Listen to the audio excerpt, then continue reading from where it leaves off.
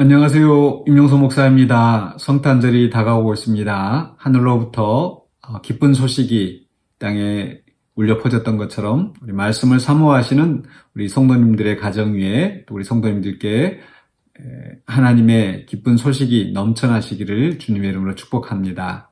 오늘 우리가 함께 나눌 하나님의 말씀은 누가복음 1장 18절로 23절입니다. 제가 봉독하겠습니다.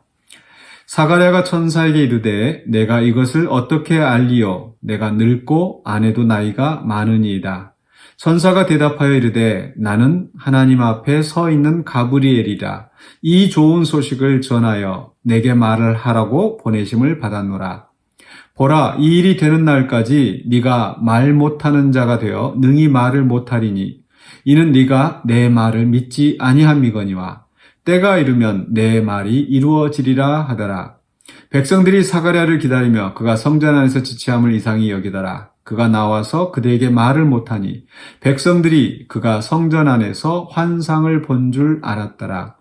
그가 몸짓으로 뜻을 표시하며 그냥 말 못하는 대로 있더니 그 직무의 날이 다 되매 집으로 돌아가니라. 아멘. 네, 믿는 자의 복이라는 말씀의 제목으로 오늘 본문을 함께 살펴보려고 합니다. 네, 오늘 말씀은 이 세례 요한의 수태고지의 말씀의 일부분이죠.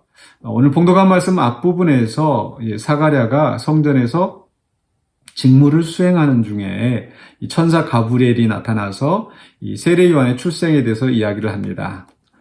구약 성경 말라기에서 예언되었던 하나님의 놀라운 일이 이루어지기 전에 먼저 보내는 선지자, 엘리야의 심령으로 이 하나님께서 역사하시는 그 큰 뜻을 이루기 위하여 준비하는 그 선지자, 이런 아들이 태어날 것을 예언하는 것입니다.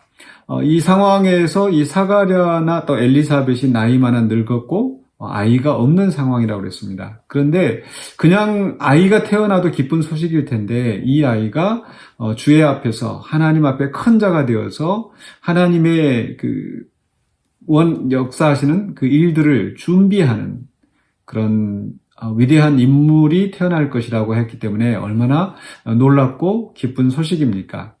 그런데 문제는 이 사가랴가 그것을 믿지 못하였다는 겁니다.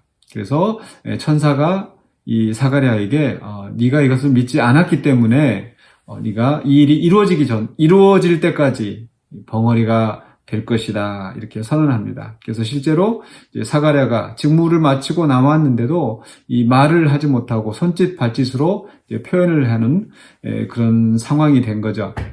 참 얼마나 답답했겠습니까? 이 기쁨의 좋은 소식 믿음으로 받아들였다면은 오히려 밖에 나가서 온 세상 사람들에게 알리고 함께 축하하고 즐거워하고 기뻐했을 텐데 믿지 않아서 말을 못하는 상태가 된 거죠.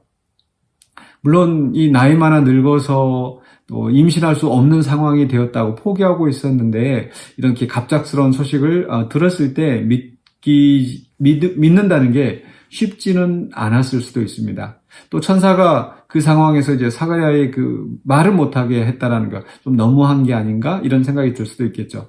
그런데 오늘 말씀을 잘 생각해 보면 좀 이상한 부분이 있습니다. 뭐냐면은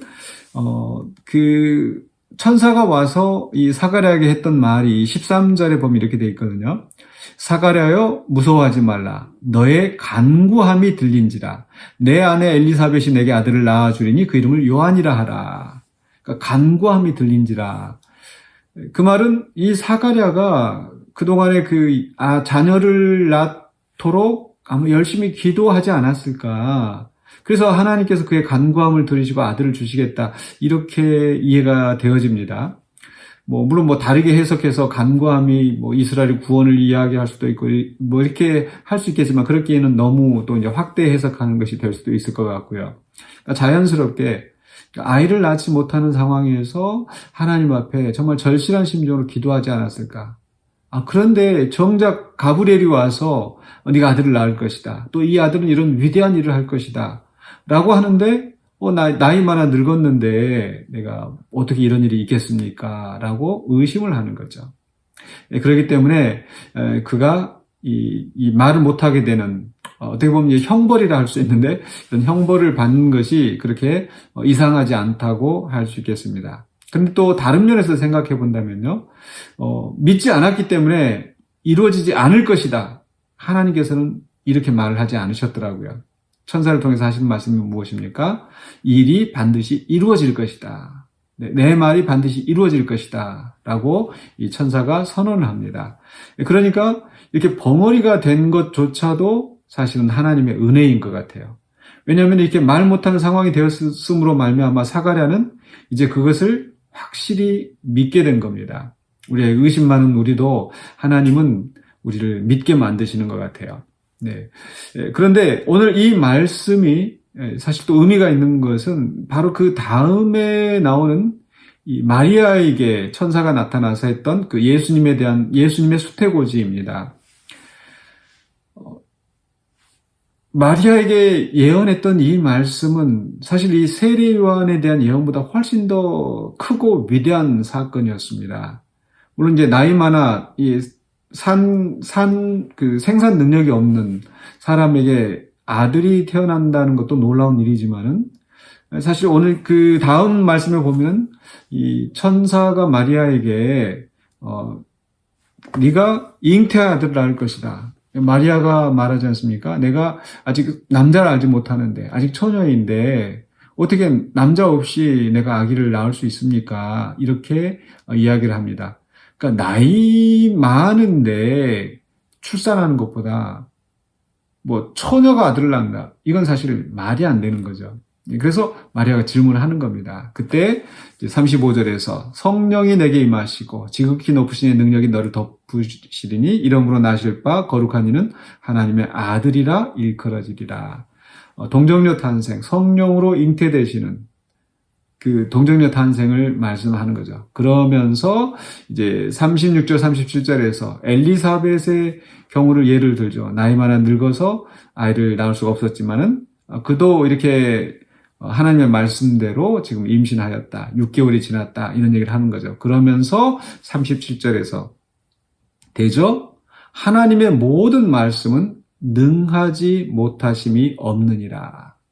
하나님의 말씀대로 이루어진다는 것을 선언합니다. 자, 그 다음에 마리아가 뭐라고 대답을 합니까?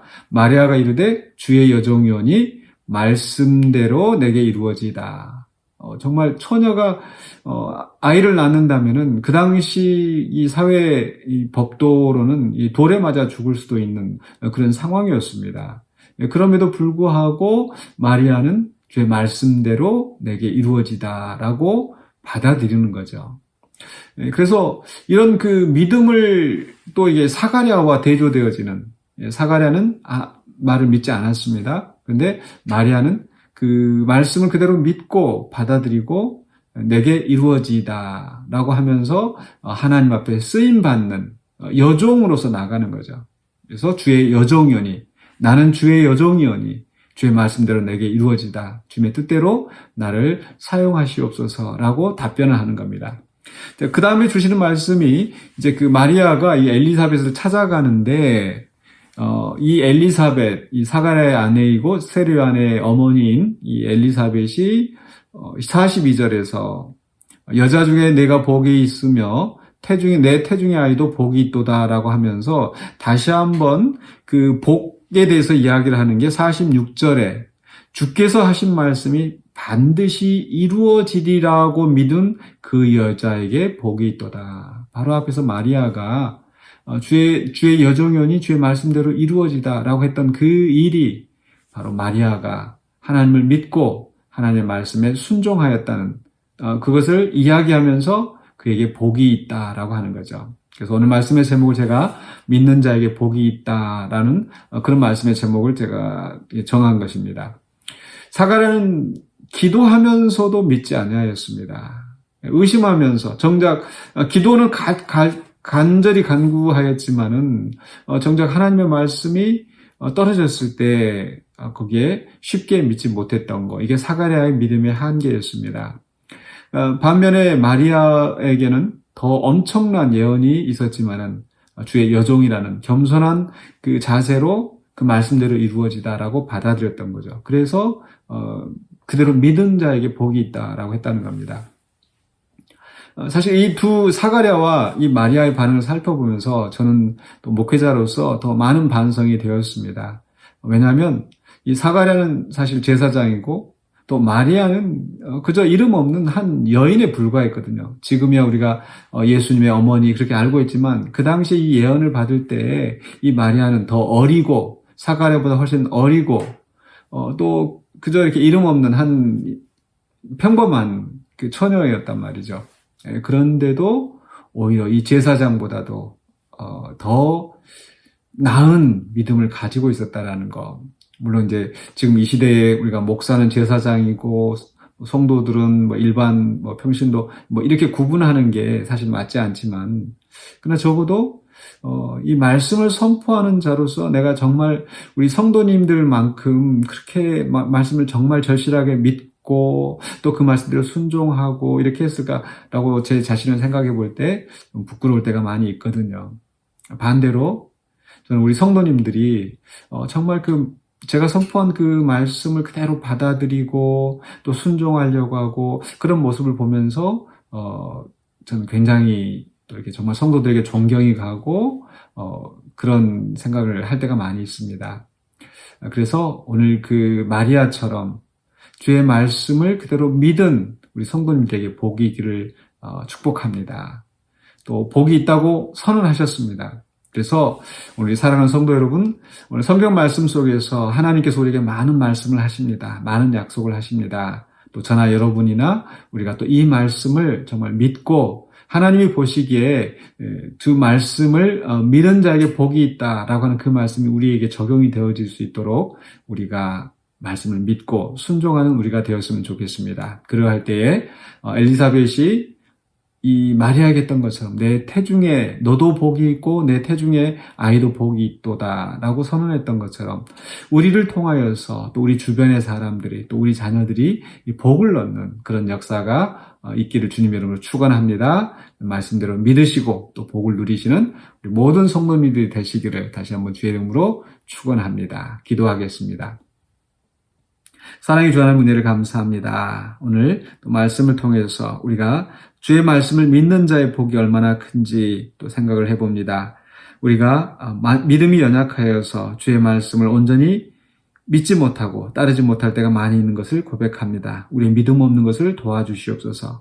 우리가 기도할 때 의심하지 않게 하여 주시고 믿음으로 간구하는 자가 되게 하여 주시고 주의 말씀을 통하여서 우리에게 약속하셨던 것들이 우리가 믿음으로 온전히 받아들이고 또 주의 명령대로 살아가는 우리 모두가 되게 하여 주시옵소서. 예수 그리스도 이름으로 기도하옵나이다. 아멘.